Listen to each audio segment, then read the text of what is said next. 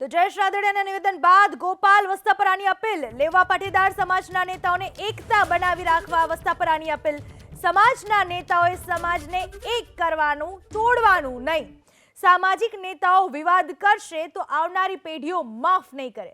માં ખોડલના સંતાનો જોડવામાં, માને તોડવામાં નહીં। સરદારના વંશજ કપાય પણ વિવાદ ન થાય એનું ધ્યાન રાખે। સમાજને એકજૂટ રાખવા સામાજિક નેતાઓને ગોપાલ વસ્તાપરાની અપીલ। જય સરદાર, જય માં ખોડલ।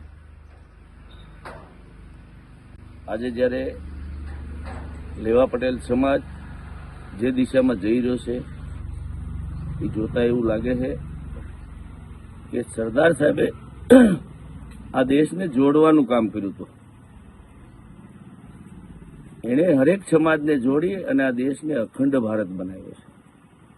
ત્યારે લેવા પટેલ સમાજના આગેવાનો એક સમાજને તોડવાનું જે કાર્ય કરી રહ્યા છે એ ન થવું જોઈએ, કારણ કે સમાજ આમાંથી આવનારી પેઢી, સમાજના બાળકો શું આપણામાંથી પ્રેરણા લેશે।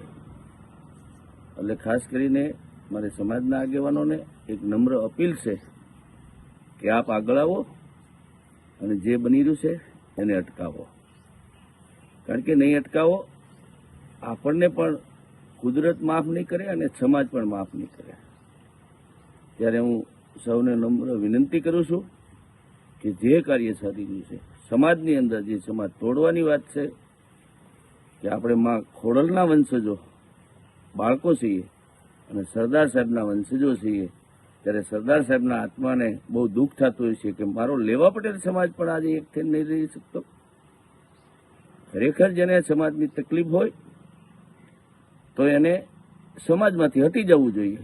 સમાજ તો ચાલવાનો જ છે, એટલે કોઈએ આમાં ગભરાયા વગર આગળ આવી અને આ સમાજમાં જે પણ કંઈ ચાલી રહ્યું છે એને જલ્દી એનો નિવાડો આવે અને અટકવું જોઈએ એવી હું આપ સમાજ પાસે આશા રાખું છું। જય હિન્દ, જય ભારત, જય સરદાર।